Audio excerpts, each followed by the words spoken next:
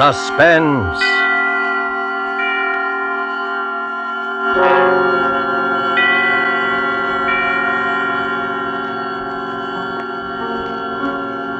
This is the Man in Black, here to introduce Columbia's program, Suspense. In Hollywood this evening, our two distinguished stars are the lovely actress Margot and the polished young actor from Holland, Mr. Philip Dorn. A story by John Dixon Carr dealing with strange, very strange happenings aboard an ocean liner and called Cabin B-13 is tonight's tale of suspense. If you have been with us before, you will know that suspense is compounded of mystery and suspicion and dangerous adventure. In this series are tales calculated to intrigue you, to stir your nerves, to offer you a precarious situation and then withhold the solution until the last possible moment. And so with Cabin B-13, and with the performances of Margot as Anne Brewster and Philip Dorn as Dr. Karl Heinrich, we again hope to keep you in suspense.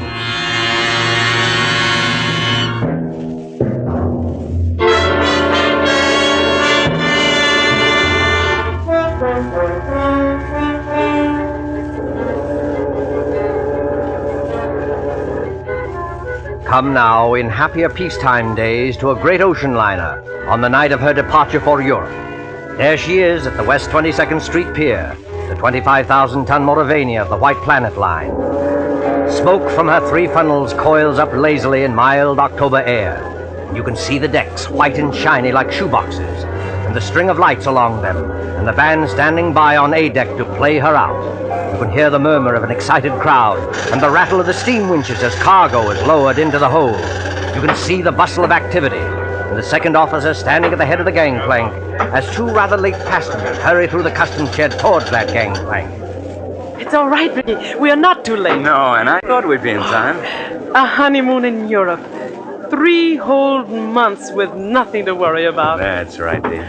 And you've been my wife for, let's see, practically 5 hours now. I believe the correct phrase is, it was so sudden, Mr. Brewster. So sudden that we have to travel on our own passports instead of a husband and wife one.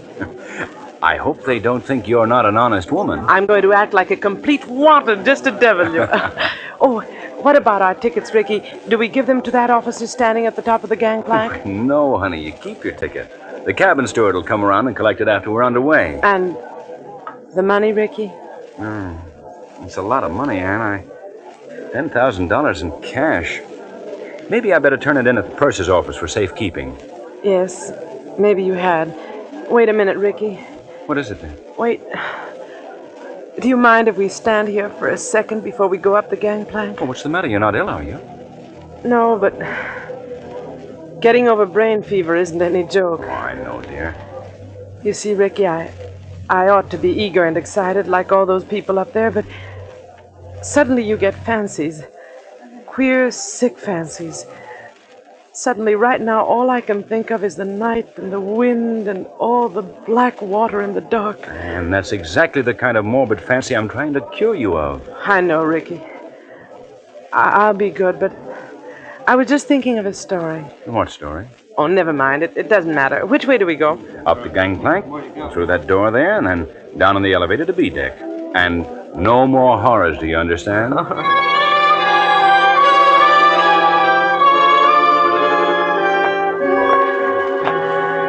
Here we are, Anne. B deck and cabin number... Good Lord. B-13. B-13. You're not superstitious, are you? Why, no, dear. Not about things like that. Open the door. Here we are. Lights on and... Oh, Ricky, darling. It's a beautiful cabin. Well, best I could get. Well, they've got our luggage in anyway, and over there, madam, you'll find a basket of fruit and some books from your obedient servant. Oh, you are nice to me. And I'm feeling so much better, Ricky. I will be all right, darling. Of course you will.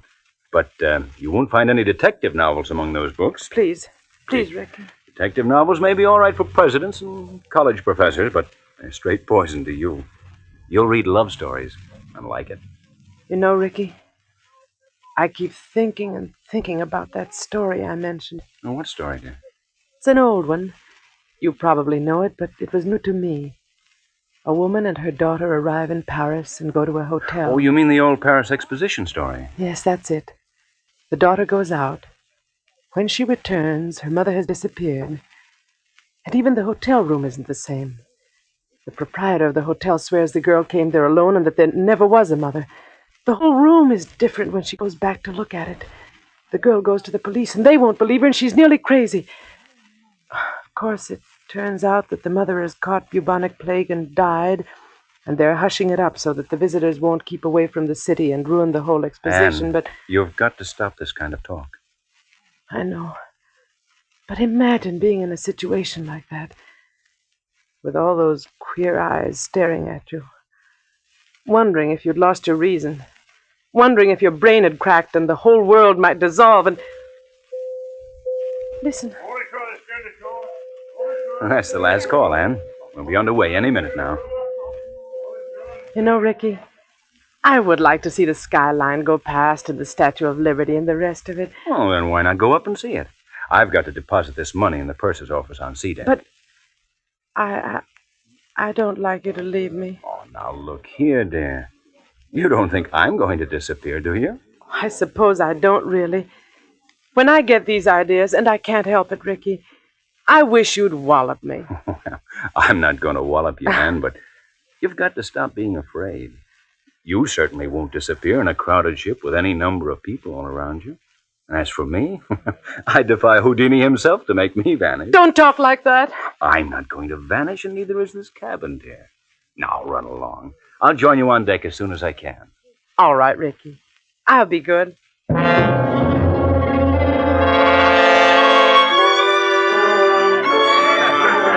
In with your gangplank! In with your gangplank!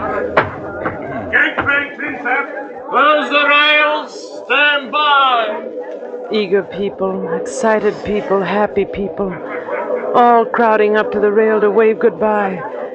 Nothing to worry about, nothing on their minds except... Except what?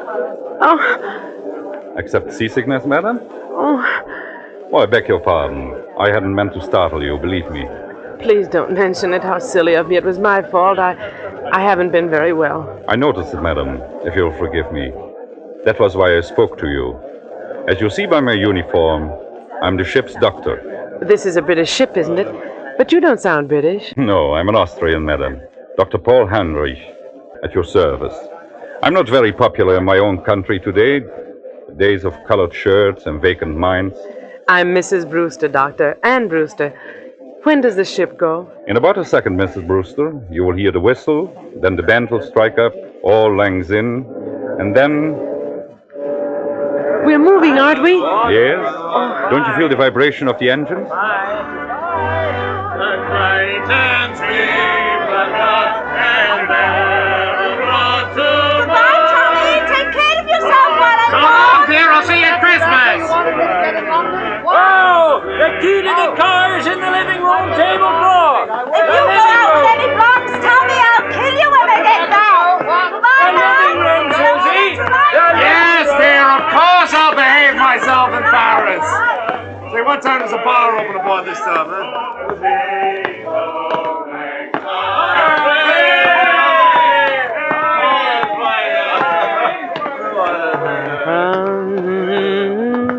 I imagine this is not your first crossing, madam. Oh, I'm afraid it is, Dr. Heinrich. My husband's crossed many times, he tells me, but not on this ship. Well, then I hope you're a good sailor. Why, Dr. Heinrich? Well, because we'll run into some very dirty weather once we are out at sea. October is a very bad month for traveling. Well, if I do get seasick, Doctor, I'll rush straight to you, and I'll expect to be cured. Let me tell you a secret, madam. There are two common ailments for which medical science has no cure. One is ordinary seasickness, and the other is hangover. Tomorrow morning I shall be dealing with both. And enjoying it? Oh, no. Sympathizing with it. That's all I can do. How do you like the Mauravania? Oh, it's a magnificent ship from what I've seen of it. And you know they've given us a very nice cabin down on B deck, B-13. What's the matter? Why are you looking at me like that? I beg your pardon. Did you say B-13? Yes. Why not? You're quite sure of that, madam? Why, yes, of course I'm sure of it. I saw the number on the door. Why not? Well, because Go on, Dr. Heinrich. Because there's no such cabin aboard a ship. I'm not joking, Mrs. Brewster. You see, some people are superstitious. Many ships, like this one, omit number 13 on each deck. You must have been mistaken. What are you trying to tell me? Do you think I saw something that wasn't there? No, Mrs. Brewster, not at all. Then come along with me. I'll show you. I'll prove to you that there is a number 13. Will you come along? Yes, Mrs. Brewster? I think perhaps I had better escort you.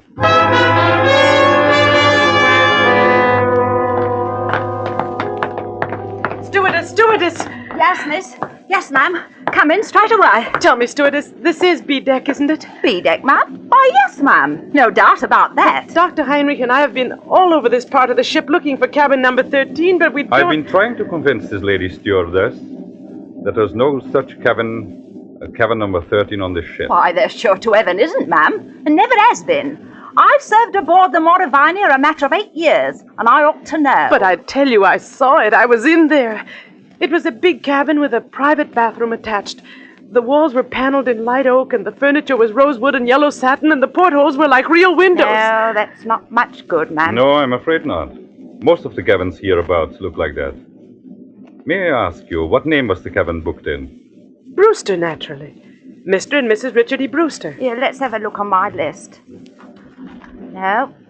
No, there's no Brewster here, ma'am. I tell you, I was in there. They even delivered the luggage. I saw it. Excuse me, ma'am, but I had a look-see in all the cabins I'm in charge of, just to see if the passengers wanted anything. And I don't remember any luggage with a Brewster label on it. Wait a minute.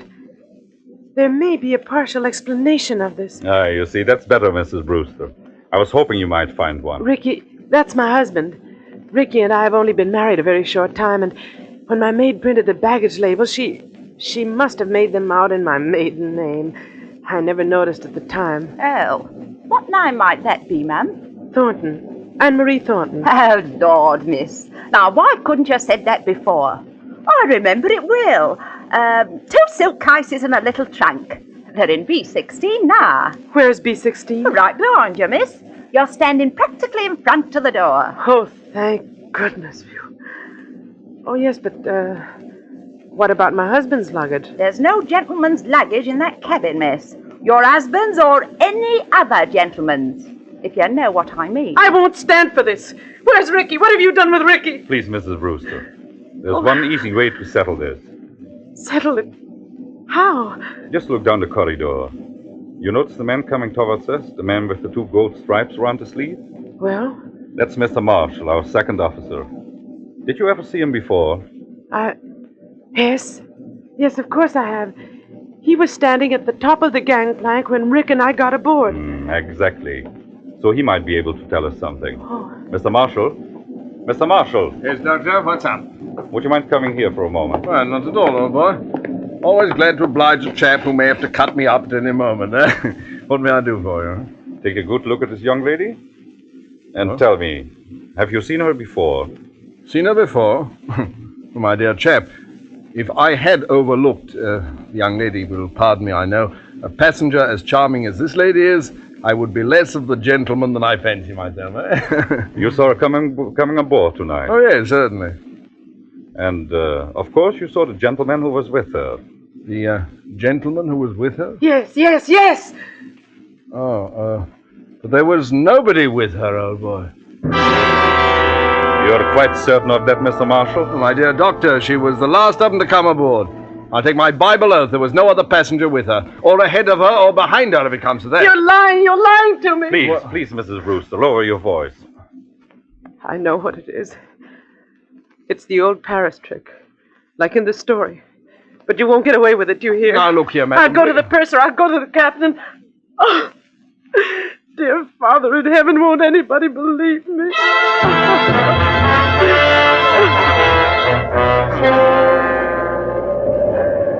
Later that night, in the captain's room just abaft the bridge, there is a conference of ship's officers. Outside, stung by spray clinging to the bulkhead rail in the dark, a frightened girl waits until the door of the cabin's room opens. Will you bring the young lady in, Dr. Heinrich, and close the door? Yes, sir. Here we are. This is Captain Wainwright. Now just tell your story straightforwardly and please don't excite yourself. Well, maybe we can get some decision into this matter. Will you sit down here beside my desk, Miss Thornton? My name is Brewster, Captain. Mrs. Ann Brewster. Whatever you say, Mrs. Brewster. Thank you very much, Captain. I might tell you, ma'am, I've got a lot on my mind already. My first officer comes aboard with an attack of flu. I'm facing an equinoctial gale short-handed, and now this has to happen on top of it. I'm terribly sorry I can't help that, Captain. But I want to know what they've done with Ricky. Just one moment, please, while I get this straight. By this time, I understand you yourself have personally interviewed practically every single passenger aboard this ship. Is that true? Yes, it's true. But your alleged husband is not here. Is that true? Yes, that's true, In but the meantime, the purser has sent a squad of men to search this ship. They've searched every inch of it. You can take my word for that. There's nobody hidden. Your husband's not here. According to Mr. Marshall, who's standing over there... I see him. According to Mr. Marshall, he never was here. Oh, hang it all, Miss Thornton. You needn't glare at me like that.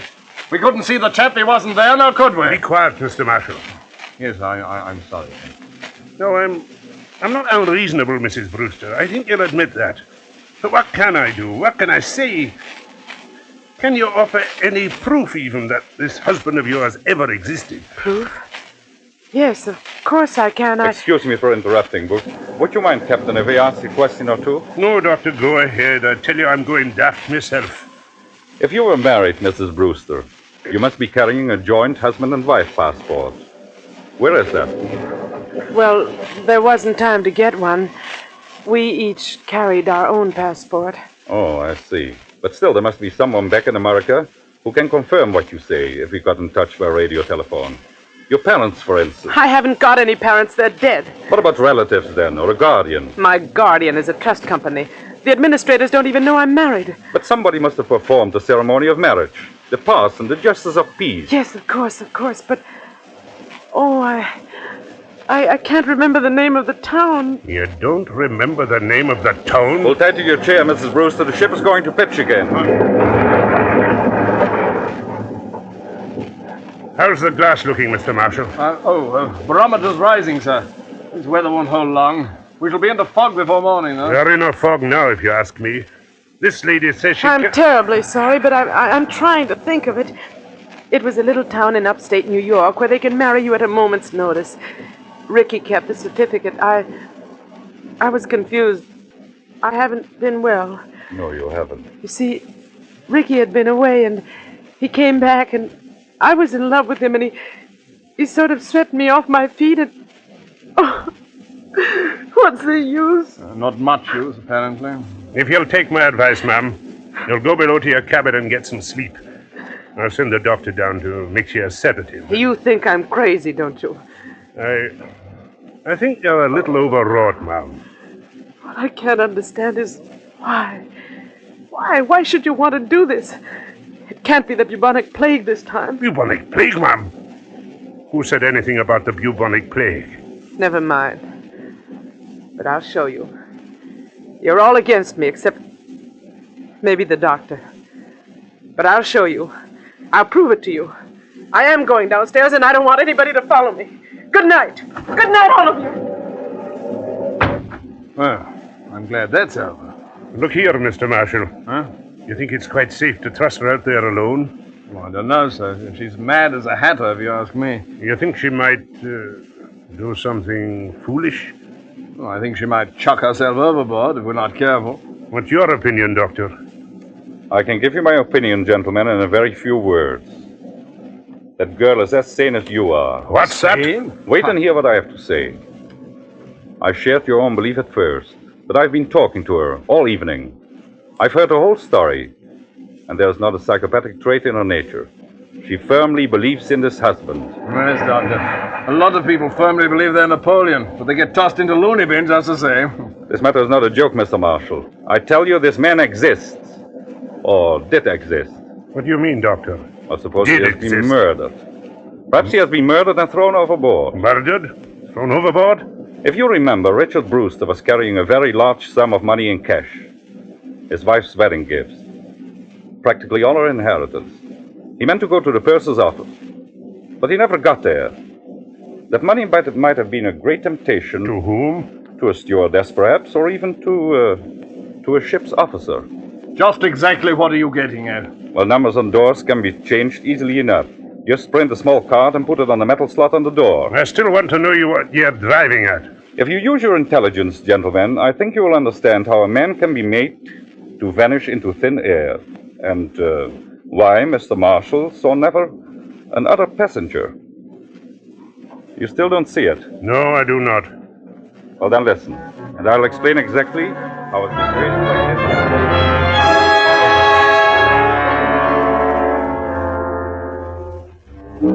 4 o'clock in the morning. 4 o'clock, the hour of suicides and bad dreams. The gale has subsided, the sea is calm. The SS Mauravania creeps blindly at barely 8 knots through a thick and strangling fog. The whole ship is dark and sealed up in sleep. There's no sound in all that mournful dimness, except when the foghorn cries out a warning overhead. Even cabin B-13 is dark. Anne Brewster, still fully dressed, lies restlessly across one of the berths, her head almost touching the intercabin telephone. What was... Oh, I thought I heard... Telephone. Yes? Hello? It's me, Anne. Take it easy now. Ricky! Ricky, where are you? Quiet. Keep your voice down. Where are you, Ricky? What happened to you? Are you hurt? No, I'm not hurt, but he nearly got me. Who nearly got you? Listen, dear.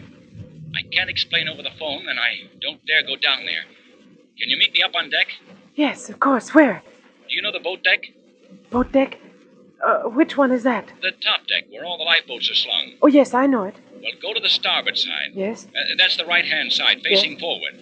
Find the 4th lifeboat from the aft companionway. Yes. There's a thick fog, and nobody will see us. Ricky. What is it? Ricky! He's gone. He's gone. Excuse me, miss, but I thought I heard somebody talking in here. Stewardess, what are you doing up at this time of the night? If I might ask, miss, what are you doing up and dressed?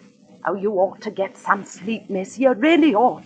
It might interest you to know, stewardess, that I've just been talking to my husband. Now, look here, miss. Don't start that all over again. Please don't start that all over again. You all pretended to think I was mad, didn't you? And you nearly drove me mad. Ricky's beaten the whole crowd of you, and I'm going out on deck to meet him now. Out on deck, miss. That's what I said. Where's my coat? Don't go out there, miss. Not in the state of mind you're in. And the fog's so thick, you can't hardly see your hand in front of your face. Stand away from the door, please. Suppose, miss, I didn't want to let you go out there. I don't think that would matter much. You've probably heard that mad people have 10 times ordinary strength, and I'm stronger than you anyway. Miss, I'm a begging you. Stand away from that door!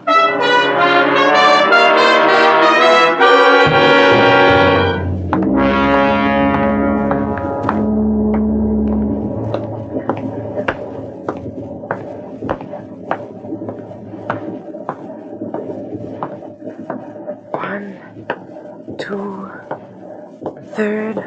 Anne, is that you? Yes. Ricky! Ricky, darling, where are you? Here, duck your head under the lifeboat. Here, take my hand. But isn't it horribly dangerous out there on the edge? There's no railing along the side of the ship. Don't worry, Anne. I won't let you fall. Look out! Oh, went overboard here. We're well aft near the propellers. The suction would carry into the propeller blades and... Listen.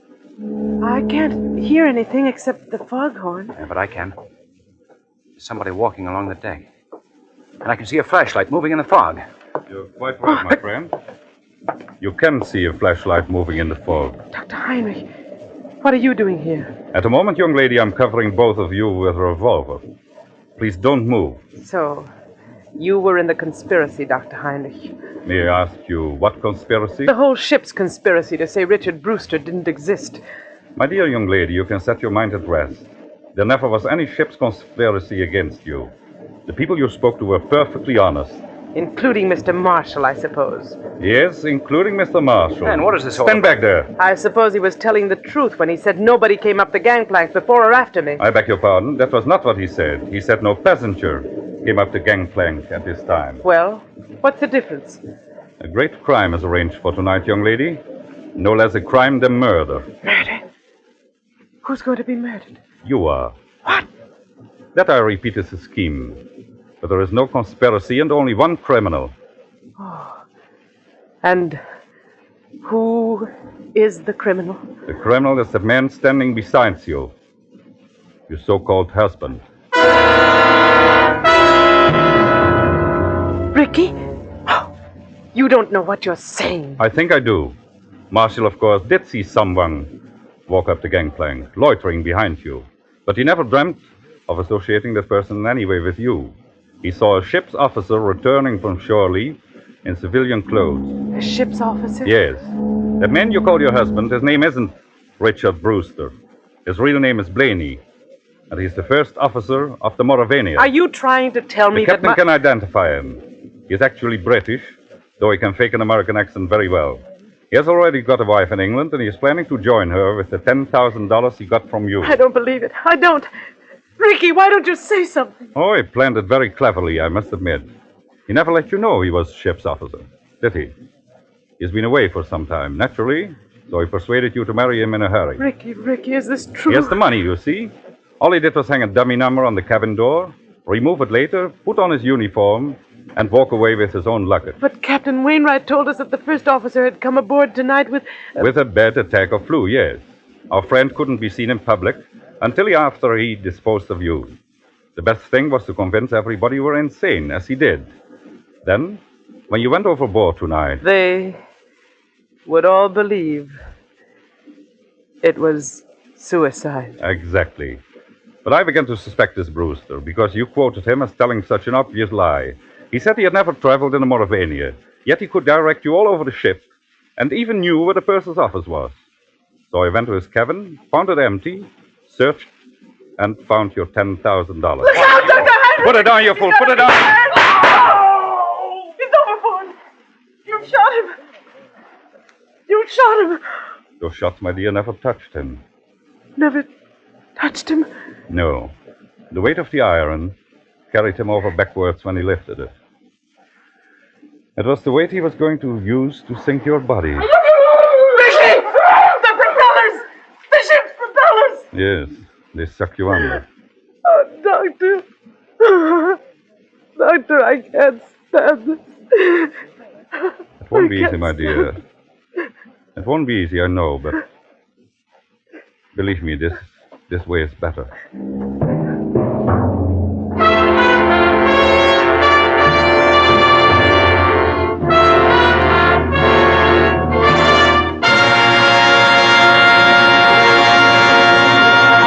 And so closes Cabin B-13, starring Margot and Philip Dorn. Tonight's tale of suspense. With our two stars tonight were Dennis Hoy as Captain Wainwright and William Johnstone as Ricky Brewster. This is the Man in Black who conveys to you Columbia's invitation to spend this half hour in suspense with us again next week, same time, when our star will be one of the screen year's most sensational newcomers, Mr. Gene Kelly. Mr. Kelly will be supported by Hans Conried and William Johnstone. The producer and director of Suspense is William Spear, who with Lud Gluskin and Lucian Morawick, conductor and composer, and John Dixon Carr, the author, collaborated on tonight's Suspense.